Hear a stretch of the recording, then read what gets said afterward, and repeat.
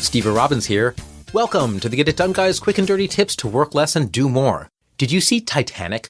The movie, not the ship. I did. My favorite part wasn't a love story, though. Human emotions are messy and unpredictable. My favorite part was when the ship had hit the iceberg, and the engineer comes up to the captain and says, "We're going to sink. It is a mathematical certainty." Numbers are precise and predictable. That's cool. What's even more cool is that he could predict this as the ship appeared to be doing just fine.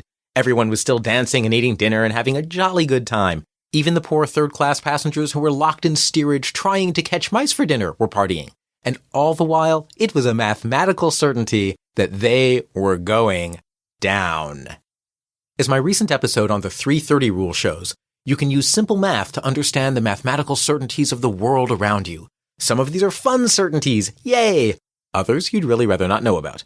Today, I'll share 4 ways you can use simple math for profound insight. Math Dude would be proud. Tip number 1, calculate a break-even. When I work with business clients, whether they're entrepreneurs, corporate executives, Boy Scouts, or Girl Scouts, I teach them to calculate a break-even. Break-even tells you how many more of something you have to sell to cover your costs. You just divide your cost by the money you make selling something. People tell me I should make a Get It Done Guy app. Apps are where it's at. Let's say I want to make $50,000 a year. If I can sell my app for $5, which is expensive for an app, I need to sell $50,000 divided by $5, or 10,000 copies. That's a lot of copies. But let's pretend I have a diabolical marketing plan that can pull it off. Now I just need a programmer and designer. I scout around, and I determine that they'll charge $20,000 to build an ingenious app. To pay for that requires an additional $20,000, divided by $5, or 4,000 copies sold. My marketing plan may be diabolical, but it's not diabolical enough to assume that I can go from 10,000 units sold to 14,000 units sold. That's a 40% jump just from hiring 2 people. Break-even analysis tells me how much I must boost sales efforts to cover the extra costs. Next time you hire a new employee, calculate the break-even for their salary. Then you can say, to pay for your salary, we need to sell an additional 32,916 razor blades this year. Once they feel guilty enough, ask them to buy you lunch. Everyone wins, or at least you do. Tip number 2, recover from schedule slips. When you miss a deadline, it's natural to want to make it up, but most of us vastly underestimate how hard that is. If you miss a deadline by 2 days, how long will it take you to make it up? Assuming you work 25% overtime, that's 2 extra hours a day. It will take 2 days divided by 25%, or 8 days of overtime to catch up. That's why you should have a milestone every 3 days instead of every week. That way, at most, a project will only slip 3 days before you know you're late. If you drop 3 days behind, it takes 3 days divided by 25%, or 12 days of overtime to catch up. But if you lose a week without realizing it, that's 7 divided by 25%, or 28 days of 25% overtime to get back on schedule. That's not likely. No one, not even me, can sustain 25% extra productivity for 28 days. So a schedule slip of 7 days guarantees it's time to lower your sights. Tip number 3, recover from pink slips. Speaking of lowering your sights, let's move from schedule slips to pink slips, and not the Victoria's Secret kind. Many companies manage headcount by overhiring when times are good, and then just issuing pink slips when they need to cut costs. Then they write me asking how they can regain the trust of their surviving workforce, as if.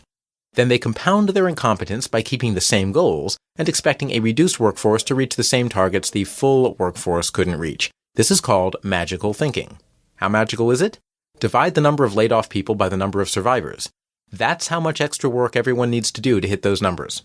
Let's say a 90-person division lays off 10 people, keeps 80, and doesn't change their goals.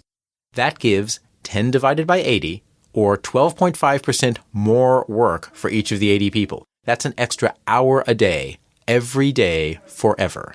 It's way more realistic to lower the goals by 12.5%. Yes, it will hurt your boss's ego to go after a lower goal, but frankly, it should have hurt their ego more to have had to lay off 12.5% of their workforce. If they feel bad enough, they can always lower their salary to bring back an employee or 2.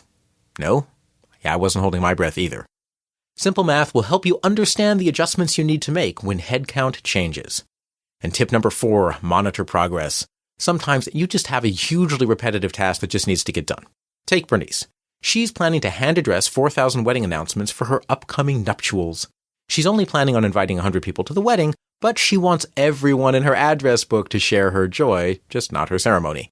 If the announcements are scheduled to go out in 8 days, she has to hand address 500 announcements a day to stay on track. That's 4,000 announcements divided by 8 days.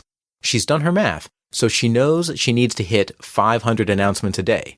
If one day she staples 600 announcements, though, she knows she's ahead and can slack off on a day when her carpal tunnel syndrome acts up. Simple math is deceptively simple, but it can tell you ahead of time how much you need to sell, how easy it will be to recover from schedule slips, how you must adjust your goals when headcount changes, and how much progress you're making.